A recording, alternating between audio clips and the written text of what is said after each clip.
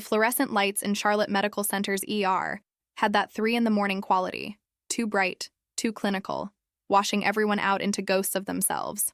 Dr. Mara Tennant stood at the charge desk, running her finger down the triage board with the precision of someone who'd done this 1,000 times. 12 patients waiting, 2 trauma bays occupied, code yellow status, standard Thursday night.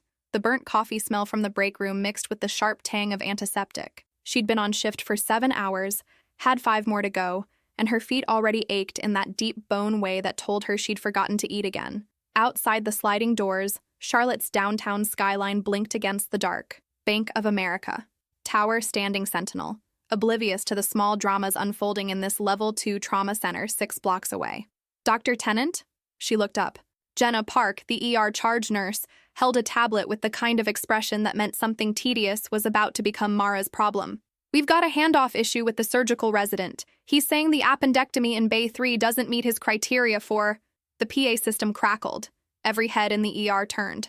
Attention all personnel. Code Black. External disaster. Mass casualty incident. Fire at the Meridian Heights apartment complex. ETA first wave. 8 minutes.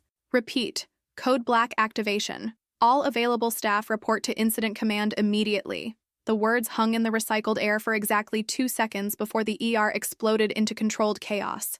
Mara's pulse kicked up. Not panic, just the body's recognition that everything had changed. She moved toward the center of the department, her voice cutting through the rising noise.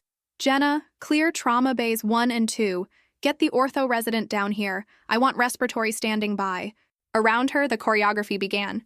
Nurses appeared from break rooms. Registration staff started moving waiting patients toward the back hallways. Someone killed the television in the waiting area. The transformation was happening, the ER shifting from routine to war footing. Dr. Raymond Cole, the attending physician who'd been supervising from radiology, pushed through the doors. 60 years old, 25 years at Charlotte Medical, and the kind of doctor who believed his seniority meant everyone else was fundamentally incompetent. I'll take incident command, he announced, not asked. Mara felt the familiar tightness in her chest, the one that came whenever Cole decided to remind everyone he was still here, still relevant, still the smartest person in the room. Actually, Dr. Cole, I'm already coordinating with... You're a third-year resident, Tennant. This is an MCI. We follow SOP. That means the senior attending runs command. He turned to Jenna without waiting for Mara's response. Get me a head count of available beds, and someone call surgery. We're going to need every OR prepped. The dismissal was complete. Mara stood there, tablet in hand, watching Cole take her position at the charge desk like he'd just reclaimed stolen property.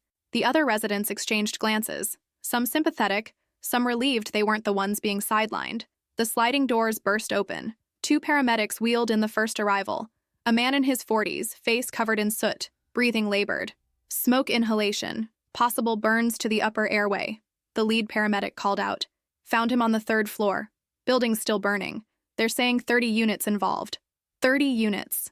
Mara did the math automatically. Families, kids, elderly. Meridian Heights was one of those older complexes near the university.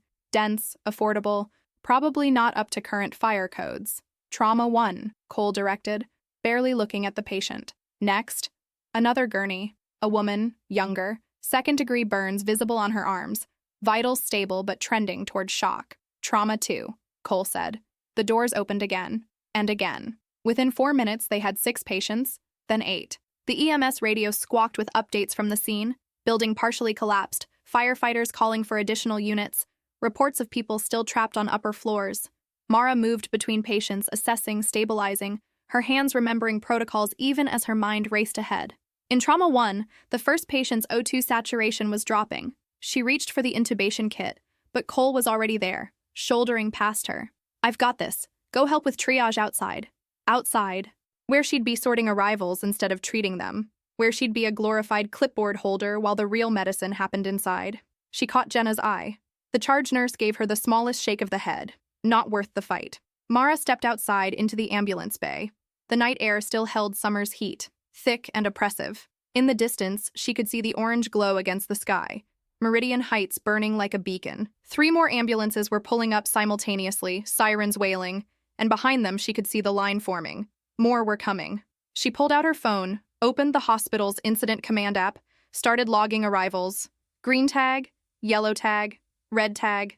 The system that turned human suffering into data points, because that was the only way to manage the unmanageable. Another ambulance. The paramedic who jumped out was young, maybe first year, and his eyes had that wide, shocked quality. We've got critical burns, possible third degree, vitals unstable. Straight to Trauma 3, Mara directed. Jenna will meet you. The radio on the paramedic's belt erupted. All units be advised. Fire department reporting chemical storage in basement, possible hazmat situation. Decon protocols may be required. Repeat, possible hazmat contamination. The word decon sent a ripple through the bay. Hazmat meant decontamination. Decontamination meant everything got harder, slower, more complex, more dangerous. Mara looked back through the ER doors, where Cole was barking orders, where controlled chaos was rapidly becoming just chaos, where the gaps in their preparation were starting to show like cracks in glass. The paramedic stared at her, waiting for direction, and somewhere in the building behind her a monitor started alarming, and the orange glow on the horizon seemed to pulse brighter, and Mara Tennant realized with perfect, crystalline clarity that this night was about to get much, much worse. Mara watched Cole's face through the ER windows as someone, probably Jenna, delivered the news about potential hazmat contamination. His expression went from confident to confused to something that looked dangerously close to panic. He turned, searching, and his eyes landed on her through the glass. Even from 30 feet away, she could read the calculation happening behind them. He doesn't know the decon protocol. The realization hit her with the force of certainty. Raymond Cole had been at Charlotte Medical since before they'd updated the hazmat SOPs. He'd probably never run a contaminated MCI in his life. And now, with chemical exposure possible, every patient who'd come through those doors in the last 10 minutes was a potential vector. The radio crackled again. EMS to Charlotte Medical. We have confirmed chemical exposure. Repeat. Confirmed exposure to industrial cleaning agents stored in basement. Victims presenting with respiratory distress, skin irritation, possible caustic burns. Decontamination required before facility entry. Mara's mind shifted into a different gear. Decon meant the outdoor shower stations. Decon meant separating contaminated from clean zones. Decon meant she wasn't just triaging anymore. She was the last line of defense between a chemical exposure and a hospital-wide contamination event. Cole pushed through the ER doors, his white coat flapping. "Tenant, we have to set up." He stopped, and she watched him struggle with what came next. Admitting he didn't know would cost him, but not admitting it could cost lives.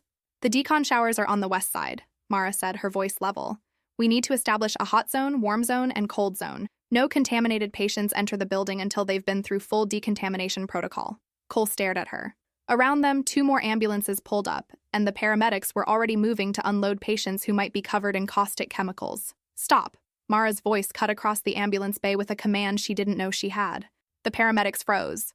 "Do not bring those patients to the doors. We have a potential hazmat situation. Everyone stops here until we establish decon protocols." One of the paramedics, older, experienced, grateful someone was taking charge, nodded.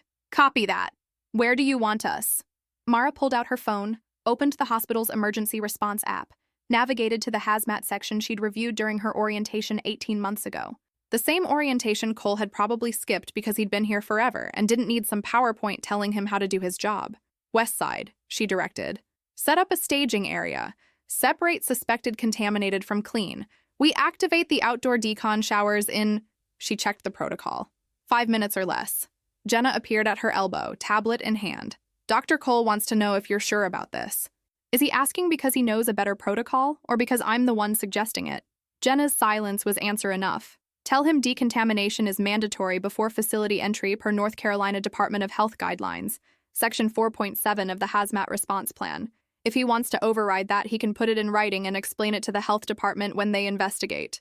The charge nurse's eyes widened slightly, then she almost smiled. "Copy that." Mara moved toward the west side of the building, her mind running through the checklist. The decon showers were supposed to be maintained quarterly, but she'd walked past them last month and they'd been covered in pollen and cobwebs. Please let them work. Please let someone have actually tested them. She rounded the corner and found exactly what she'd feared. 2 outdoor shower stations that looked like they hadn't been activated since the last drill 3 years ago. But the water hookups were there, the privacy curtains were intact, and the drainage system was functional. "I need maintenance," she called to a security guard hovering nearby. "Now. We need these showers operational in 4 minutes."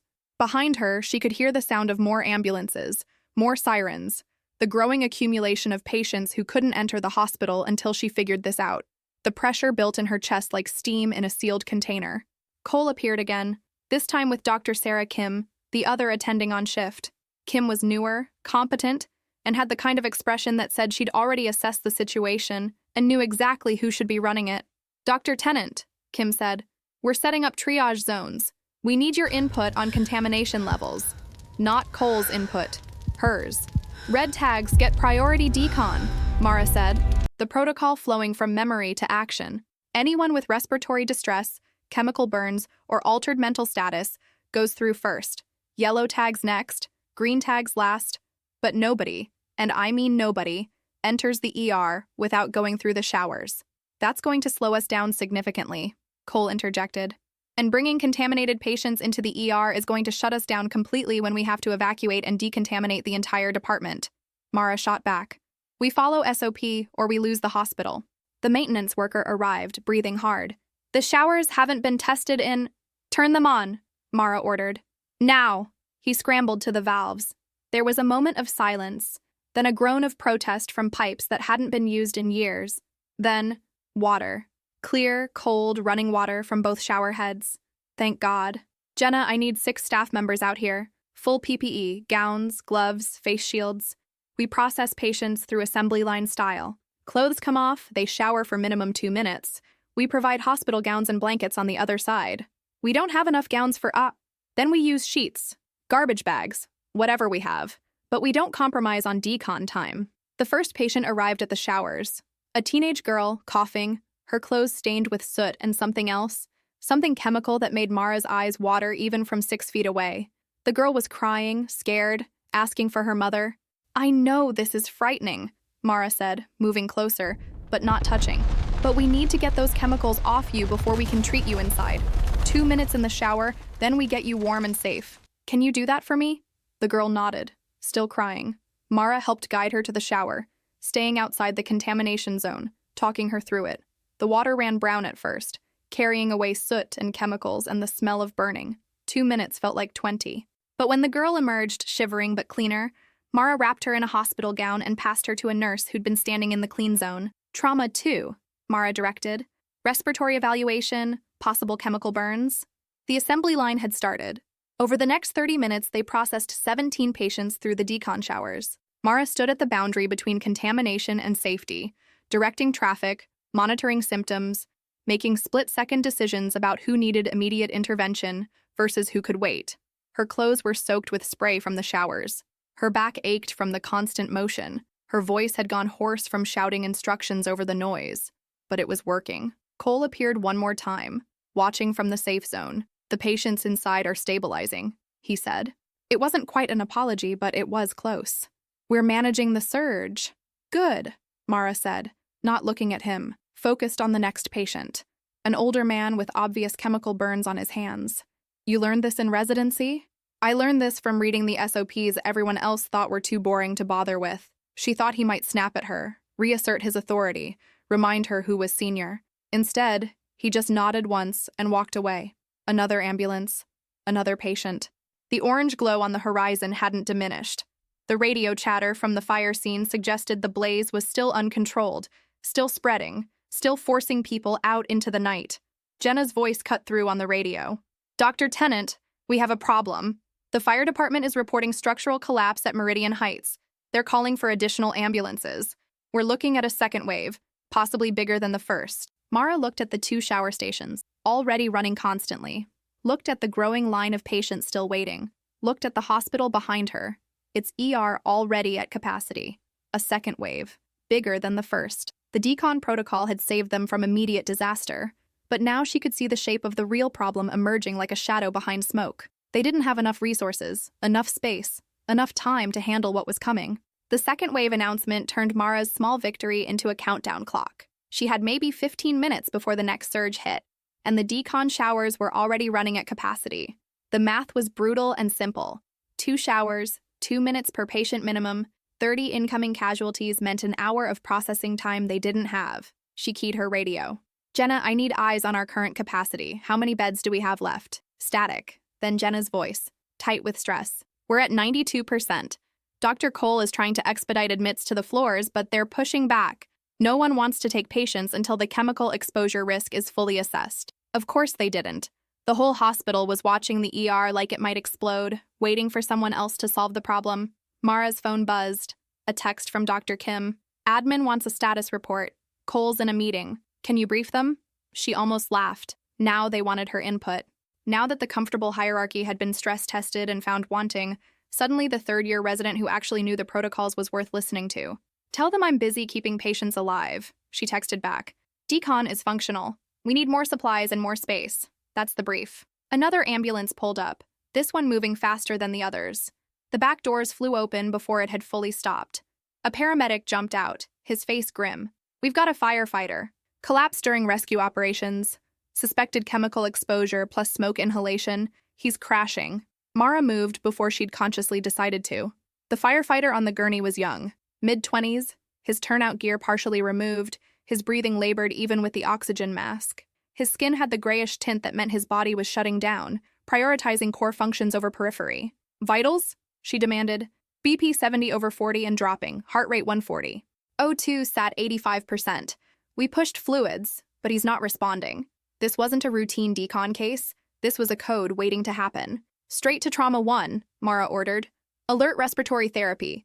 I need a crash cart standing by. She looked at the firefighter's exposed skin, saw the chemical burns on his neck and arms. And we do a rapid decon, 30 seconds, focused on visible contamination only. We can't wait for full protocol. The paramedic hesitated.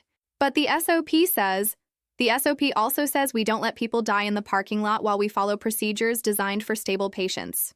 Move. They moved. Mara supervised the rapid decon herself, running alongside the gurney as they sprayed down the most contaminated areas, stripping the firefighter's remaining gear, wrapping him in clean sheets.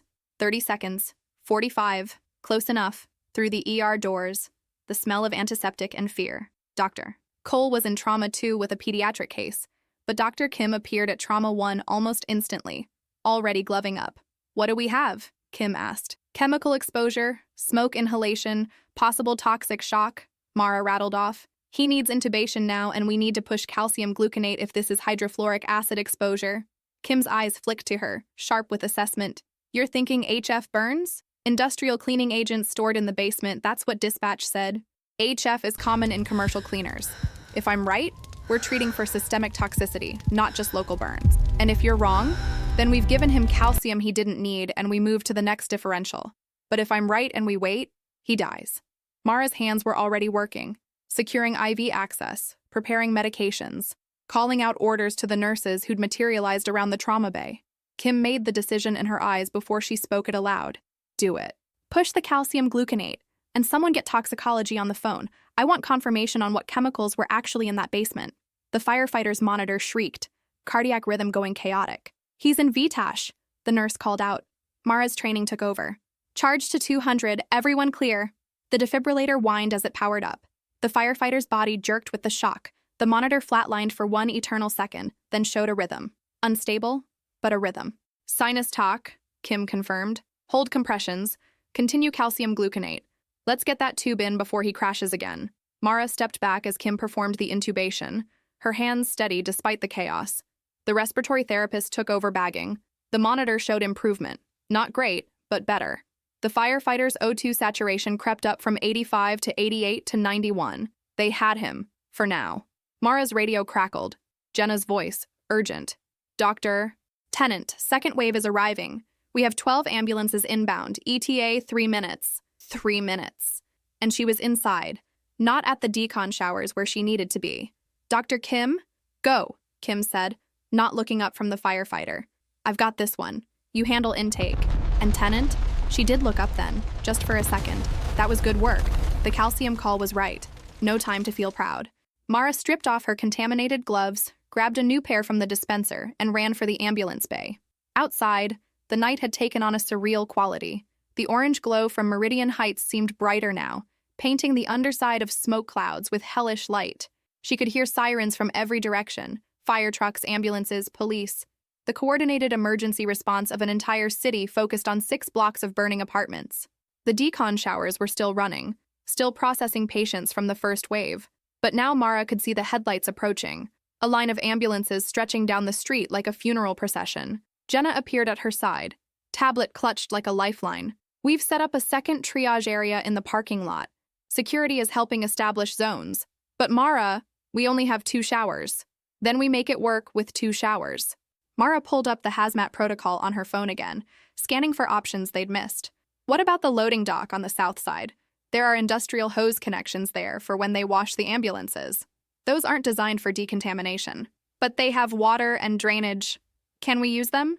Jenna's eyes widened. It's not in the SOP.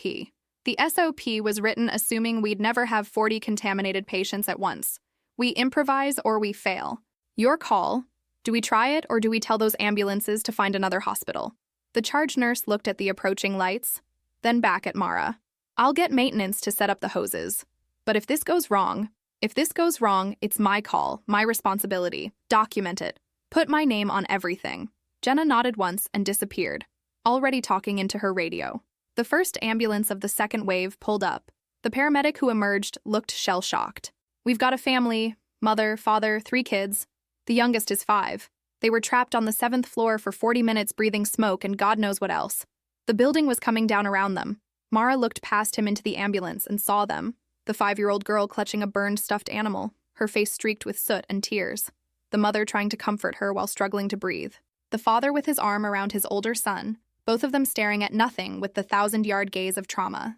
This was why she'd gone into medicine. Not for the routine nights and predictable cases, but for moments like this, when everything was chaos and fear, and the only thing standing between people and disaster was knowledge and will, and the refusal to give up.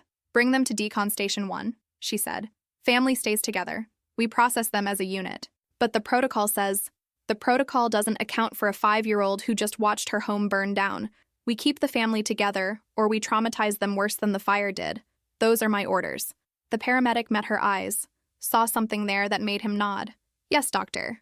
More ambulances, more patients. The parking lot transformed into something that looked like a field hospital.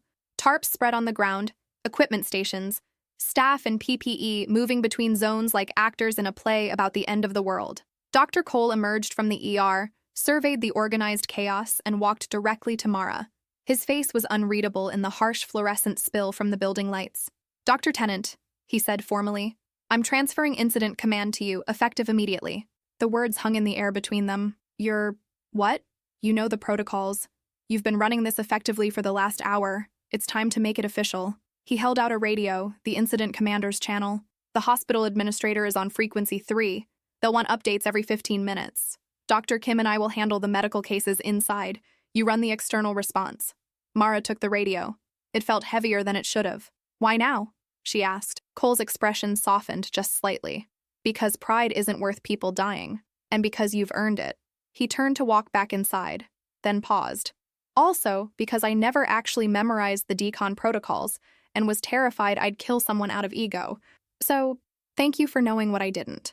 Then he was gone, and Mara was standing in the ambulance bay holding the incident commander's radio, watching 12 ambulances disgorge their cargo of human suffering, and somewhere behind her a voice was calling her name because another decision needed to be made, another crisis needed managing, another life hung in the balance of what she did next. The orange glow pulsed brighter. Another section of Meridian Heights collapsing, she realized. More people displaced. More casualties incoming. This night wasn't over. It was just beginning. The incident commander's radio weighed heavy in Mara's hand, but the real weight was knowing every decision would ripple across dozens of lives. She keyed into admin frequency. This is Dr. Tennant, assuming incident command for external ops. Decon is operational second wave processing. Capacity strain at 80%. We need additional PPE and blankets in 10 minutes. Eleanor Voss replied calmly, The Red Cross is setting up a shelter at Morrison Elementary. We can route non-critical patients there. Negative, Mara said. All fire victims need medical clearance. We don't fully understand the chemical exposure yet. A pause. The mayor's office is calling. Media is setting up. This is becoming public. Politics could wait. Patients couldn't. The family from the 7th floor emerged from decon wrapped in blankets, still together. The 5-year-old clutched her soaked stuffed animal like a lifeline. Straight to pediatrics, Mara ordered. Full respiratory workups, keep them together. PEDS is full. Then make space. They don't get separated after surviving a collapse. Behind her, a maintenance worker dropped a box of PPE, gowns scattering across the pavement. He froze, shaking. "I've never seen anything like this," he said. "That firefighter. We brought him in. He coaches my brother's team." Mara steadied him. "Take 5 minutes, get water. Come back when you're ready. We need you functional." Jenna reported the loading dock hoses were working. Ugly but effective. Then EMS dispatch cut in. Explosion at Meridian Heights. Suspected gas line rupture. Elevated particulates. Possible asbestos exposure. Of course. Older building. Another layer of danger. "Update decon," Mara said. "Respiratory evaluations for everyone. No shortcuts." Another ambulance arrived. An elderly woman with COPD, her teenage grandson gripping her hand. "I couldn't get her out fast enough," he said. "You got her out," Mara replied gently. "You saved her life." They moved her inside quickly. Dr. Kim appeared. "The firefighter is stable. HF exposure confirmed. Calcium's responding. You saved his life. He'll live? ICU for days, maybe weeks. But yes." Then worse news. 2 patients developing ARDS. "We need help." Mara hesitated, then nodded. "Train someone, I'll come in." She handed command to Marcus. 20 minutes, call me if anything changes." Inside, the ER was packed. Every bay full, air thick with tension and disinfectant barely masking smoke. 2 men in trauma 4 struggled to breathe. X-rays showed classic ARDS. "They need intubation," Mara said. Cole joined her. "We're low on ventilators." "How many left?" 6 total for fire victims. The math was brutal. "We intubate," Mara said. "We deal with what's in front of us." Cole nodded. "I'll place the tube." They worked in sync. Sedation, paralytics, airway secured. Then the second patient. Harder airway, but successful. Both were now ventilated. Alive. Then Mara's radio crackled. "Decon patient collapsed. Unresponsive." She ran. Outside, a man lay on the pavement.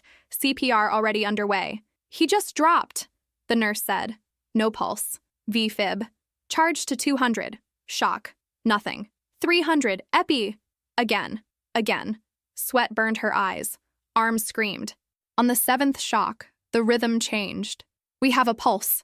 They rushed him inside, handing off care. Mara caught her reflection in a dark monitor. Soaked scrubs, soot-streaked face, hair plastered down. She looked like she'd been through a war.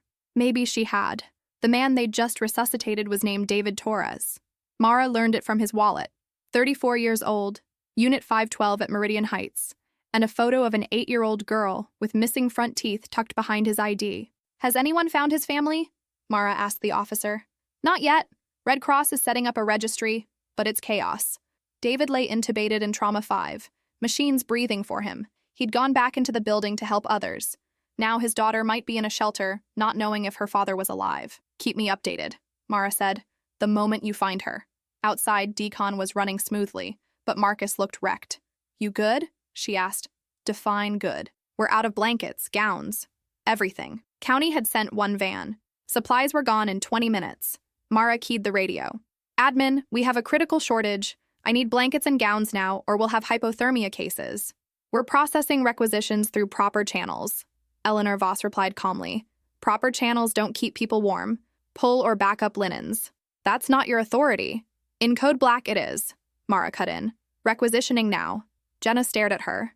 "Did you just override administration?" She should read the protocols. Then worse news.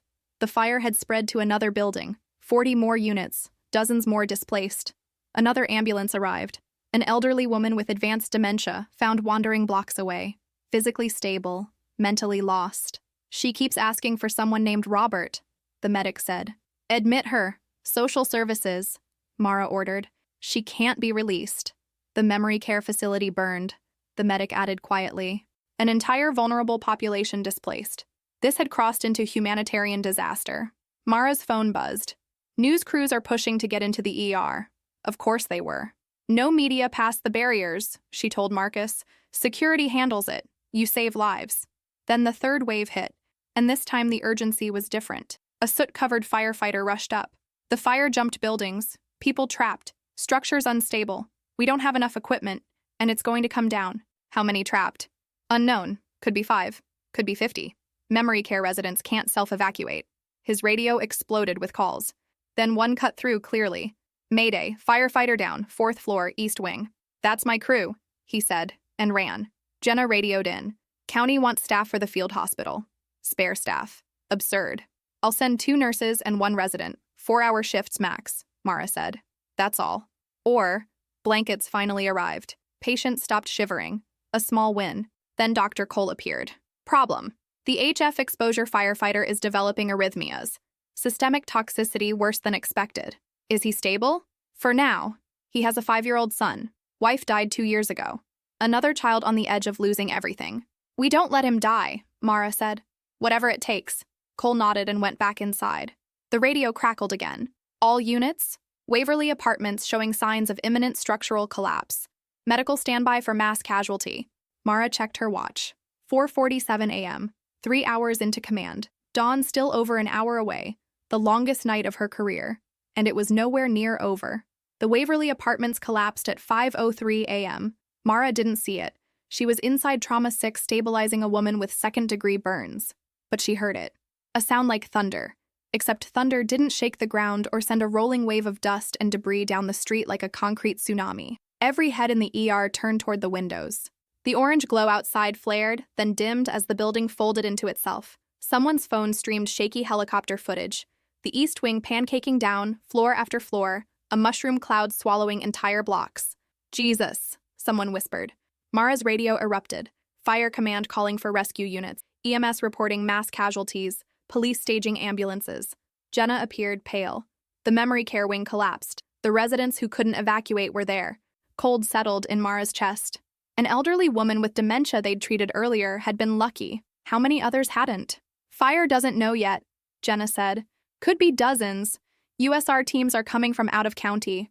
Hours, Mara thought. People didn't have hours. The first ambulance arrived 6 minutes later. Firefighter, the medic said, shaking. Crush injuries to both legs. Possible internal bleeding. Mara recognized him, the one who'd run back to his truck when the Mayday came in. Trauma 1, get Dr. Cole. Ortho and surgery on standby. His injuries were severe. Compound fractures, obvious crush trauma, rhabdomyolysis, kidney failure, compartment syndrome. Surviving the collapse didn't mean surviving the aftermath. Dr. Kim started issuing orders. Cole pulled Mara aside. We have a resource problem, he said. 4 of 6 ventilators are gone. 1 patient may need ECMO. And this firefighter could code in surgery. You're talking allocation, Mara said. We can't save everyone, Cole replied quietly. Mara thought of the trapped residents, the firefighter's family, the impossible math of disaster medicine. We make it work, she said. We transfer ECMO to university. We share the load.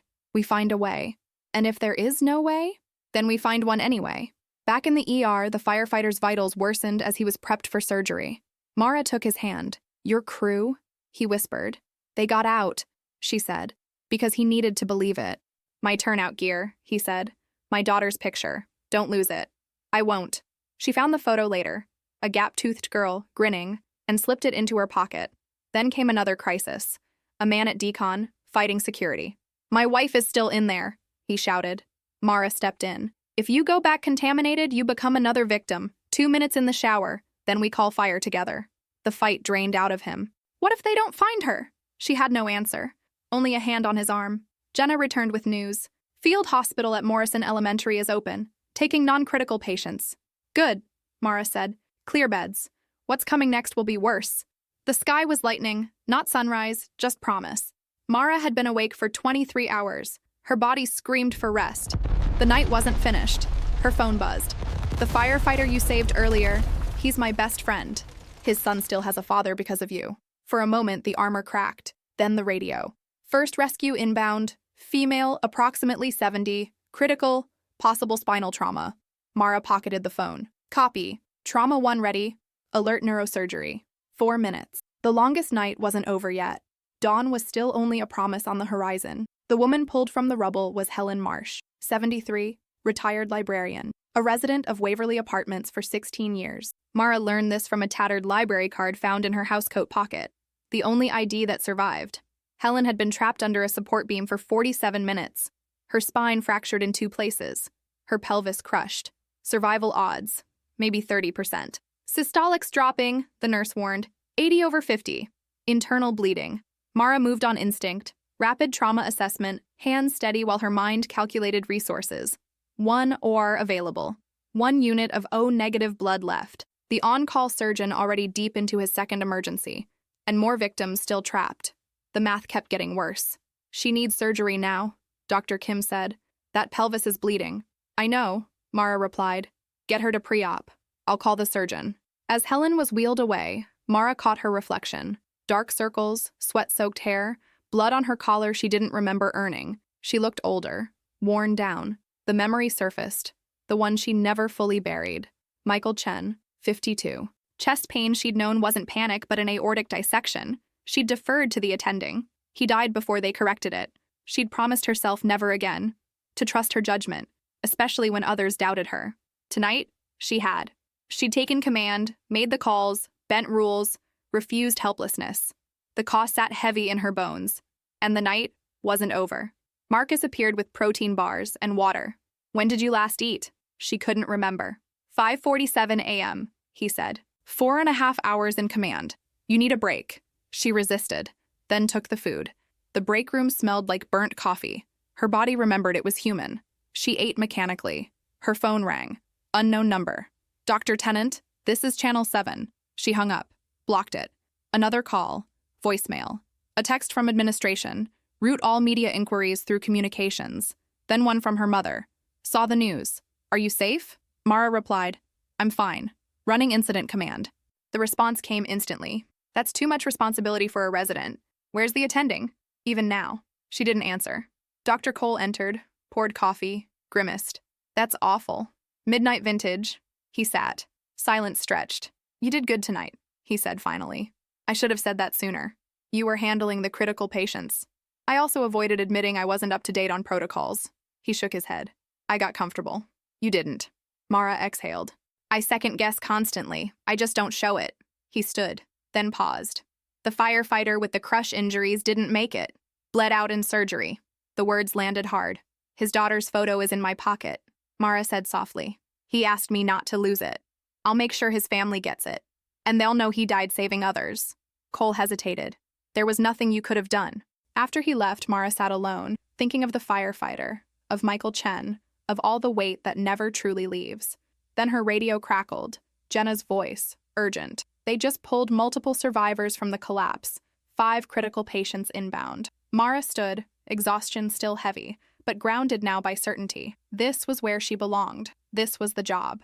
Even when it hurt. Especially when it hurt. She headed back to the ER. 5 critical patients arriving at once was something they'd trained for, but never lived. Reality hit as chaos compressed into seconds.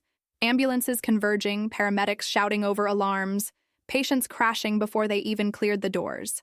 Mara stood in the center of it, time slowing as her mind shifted into pure triage. Talk to me. Male, 50s, flail chest, crush injury, O2 Sat 78. Trauma 1, Dr. Kim. Female, 20s, compound femur fracture, possible head injury. GCS 11. Trauma 2, Dr. Cole. She moved through the rest just as fast, assigning bays, specialists, resources. Marcus leaned in. We're out of trauma rooms. Convert procedure rooms. We make space. And they did. The ER became a field hospital. Patients on every surface, nurses running nonstop, air thick with blood, antiseptic, and fear. 1 ventilator left. 3 patients needed it. Mara didn't hesitate. Intubate trauma 1. Call university for transfers. They're on diversion. Of course they were.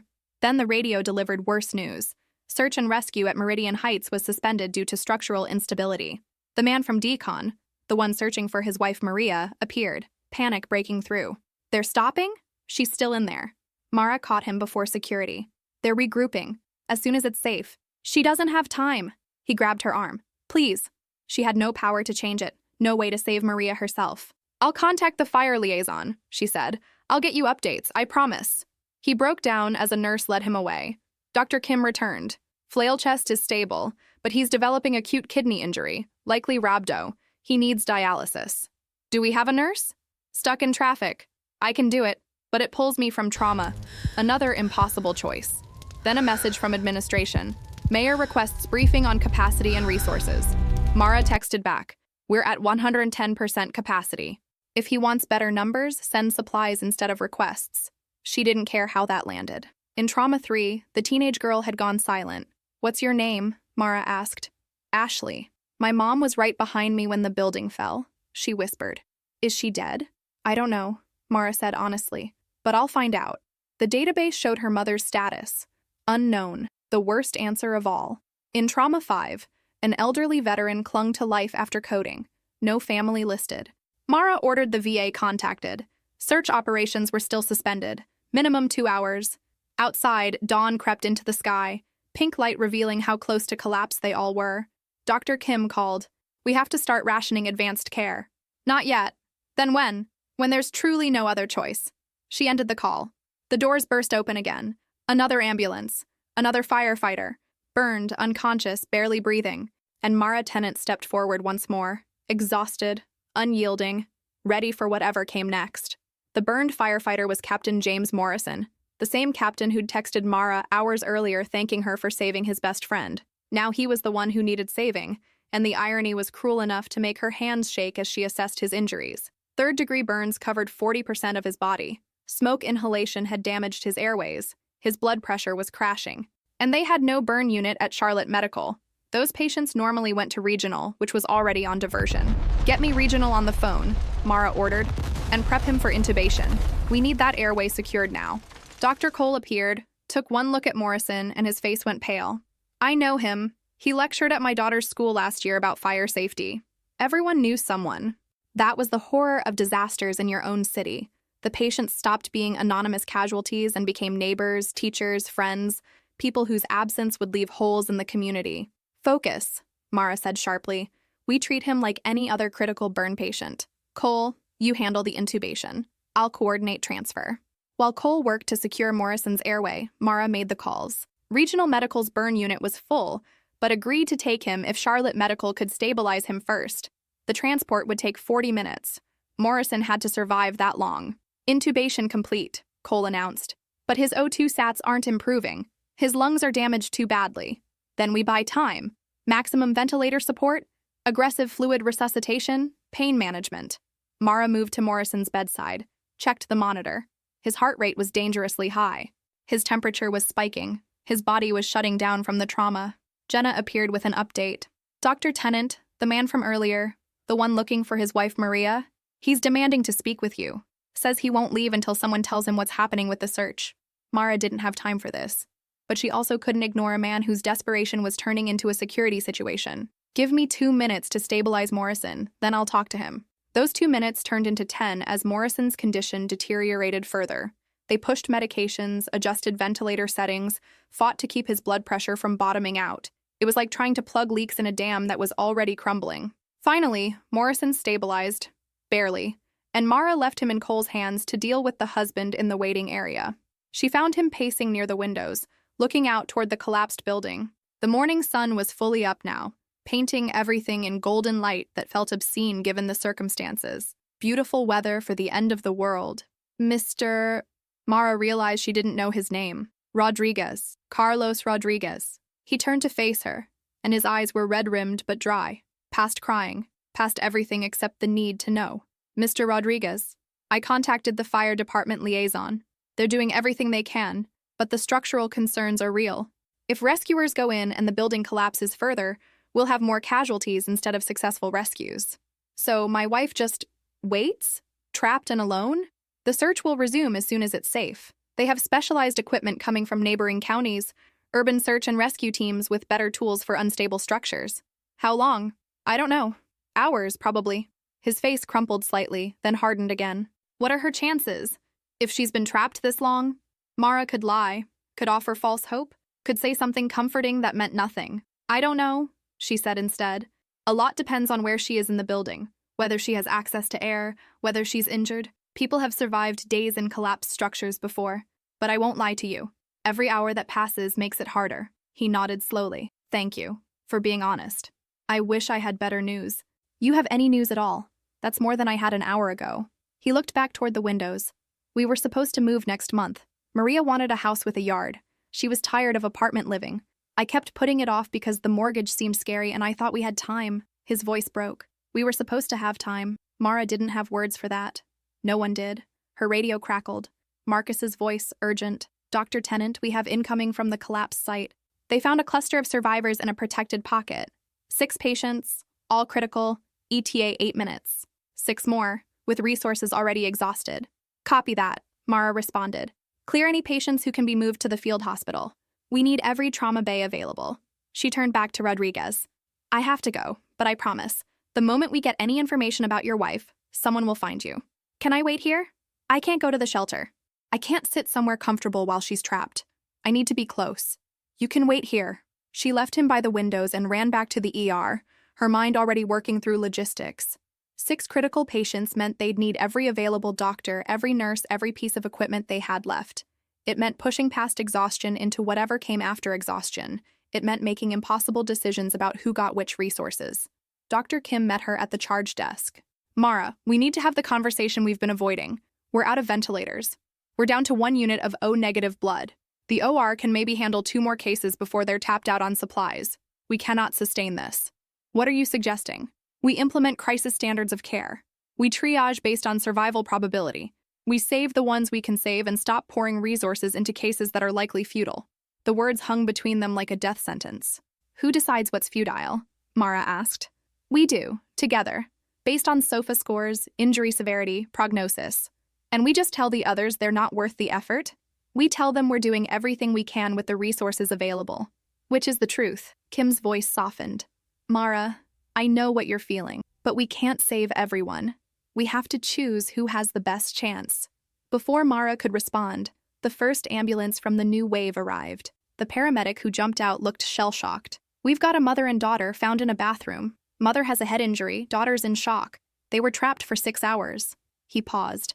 The mother? She kept the daughter alive by talking to her the whole time, made up stories, sang songs. Even after she started losing consciousness herself, they brought them in. The mother barely responsive. The daughter maybe 10 years old, clinging to her mother's hand and refusing to let go, even as they tried to separate them for treatment. We stay together, the girl kept saying. Mama said we stay together. Mara looked at Dr. Kim, saw the same calculation happening in her eyes. The mother's head injury was severe. Her pupils were unequal. Her Glasgow coma scale was dropping. In crisis standards of care, she'd be categorized as likely non-survivable. But her daughter was right there, watching. Trauma 2, Mara said. Mother and daughter stay together. We treat them both. Kim started to protest, then saw Mara's expression and stopped. Okay, but we're going to have to make the hard calls soon. You know that. I know. More ambulances, more patients. The ER filled past capacity, spilled into hallways, converted every available space into treatment areas. Staff moved with mechanical precision, running on pure muscle memory because conscious thought had become too exhausting. Mara was directing the flow when she saw him, Dr. Raymond Cole, standing in the doorway of Trauma 1 where Captain Morrison was being prepared for transport.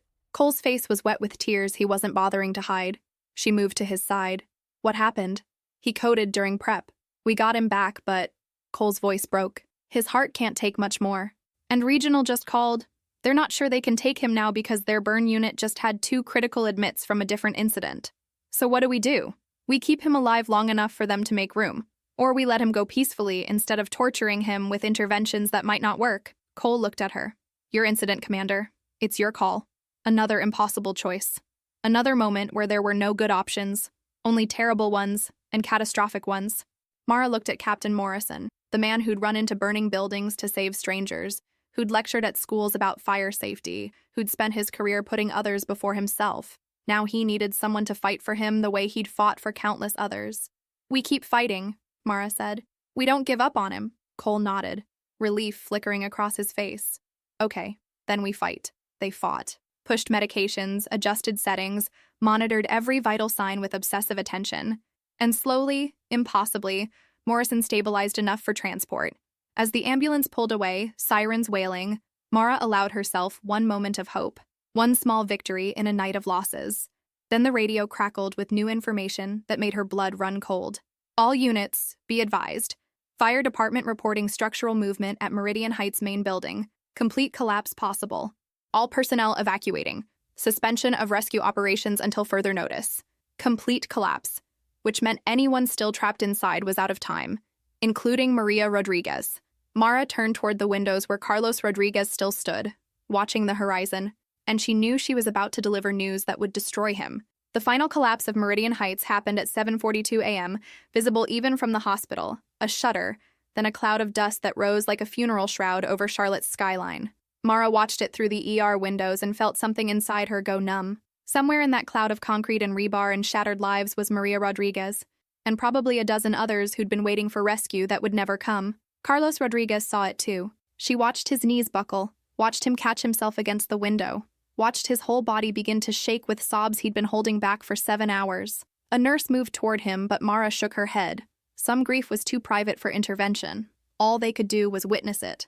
The radio exploded with traffic. Fire command calling for accountability checks, EMS coordinating response to the new collapse, police establishing wider perimeters. But underneath all the professional chatter was the unspoken truth. The rescue operation had just become a recovery operation. They were no longer looking for survivors. They were looking for bodies. Jenna appeared at Mara's side, tablet clutched tight.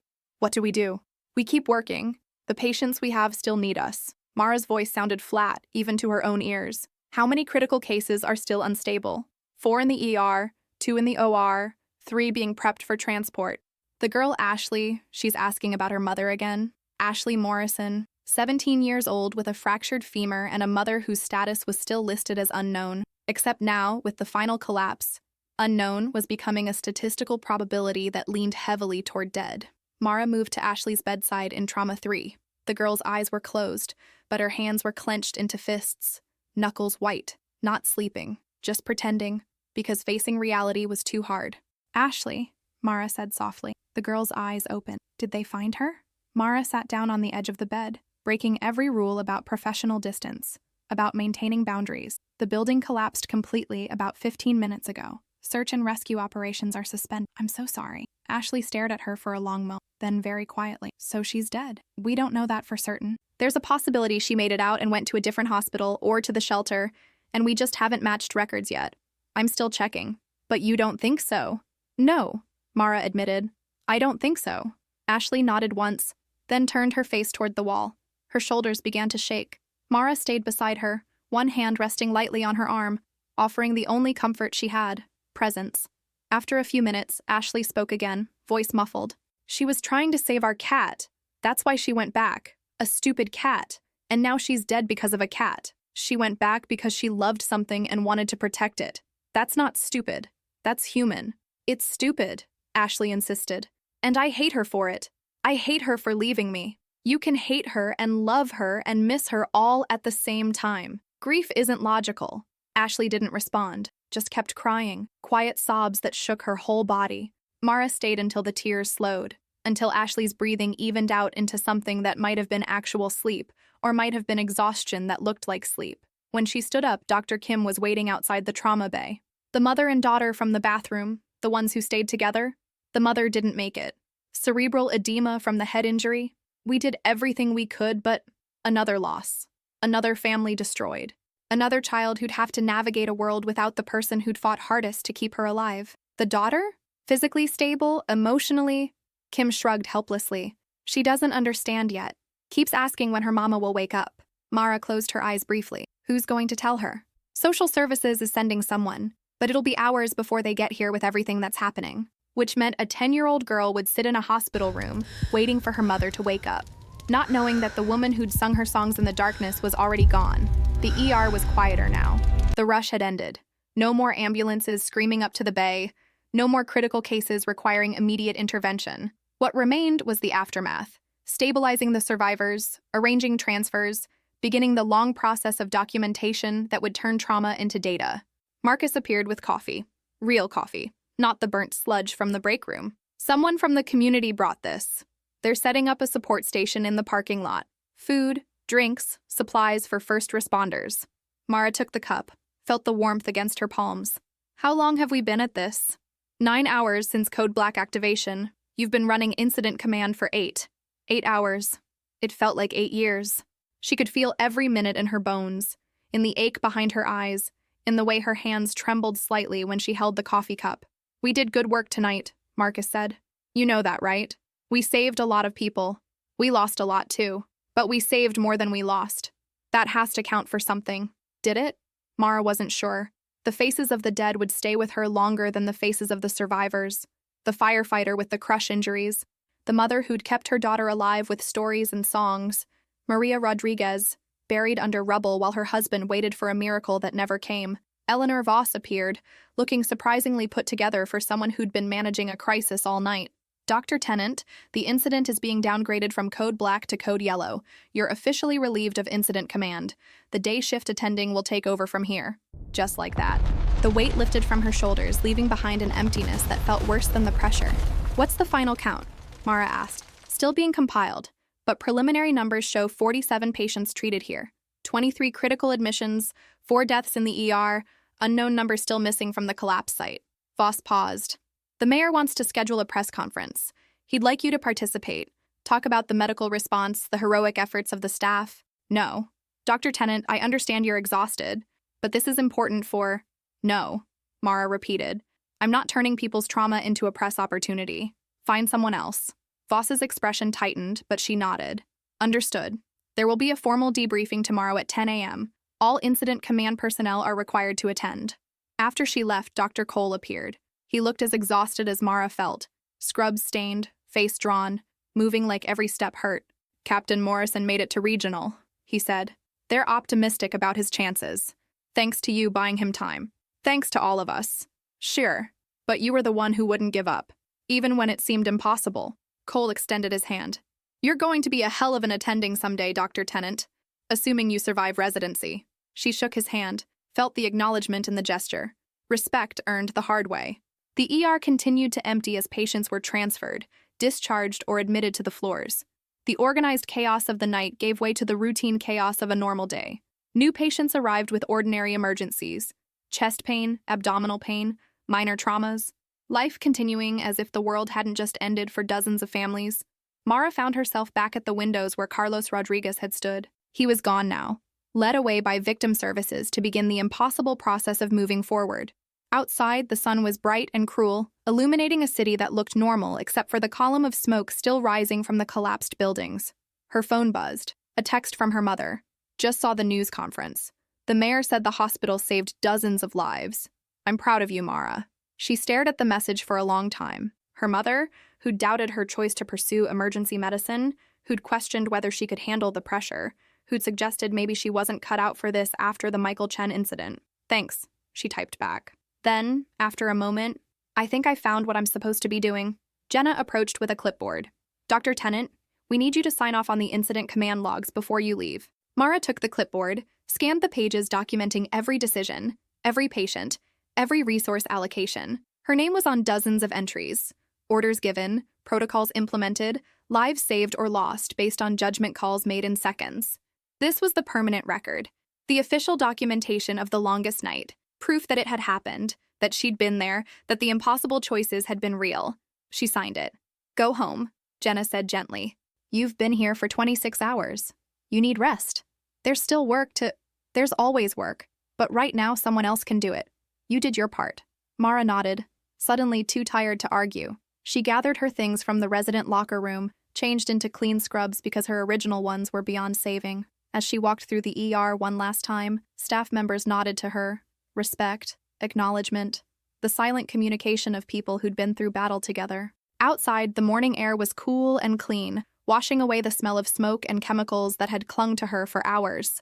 The parking lot was nearly empty now, just a few stragglers from the night shift heading home.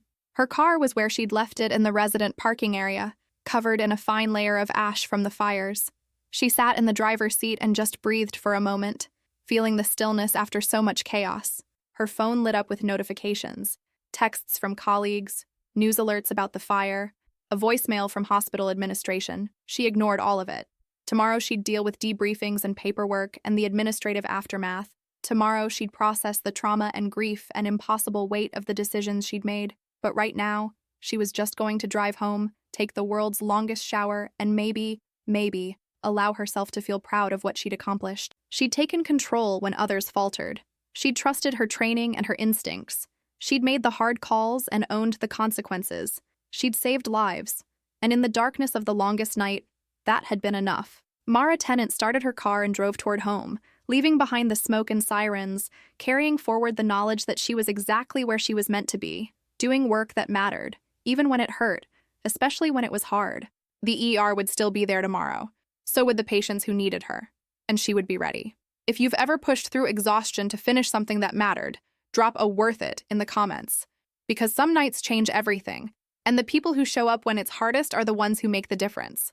Hit that like button if this story reminded you why we fight for what we believe in, and subscribe for more stories about ordinary people doing extraordinary things when everything's on the line. What would you have done in Dr. Tennant's position? Let me know below.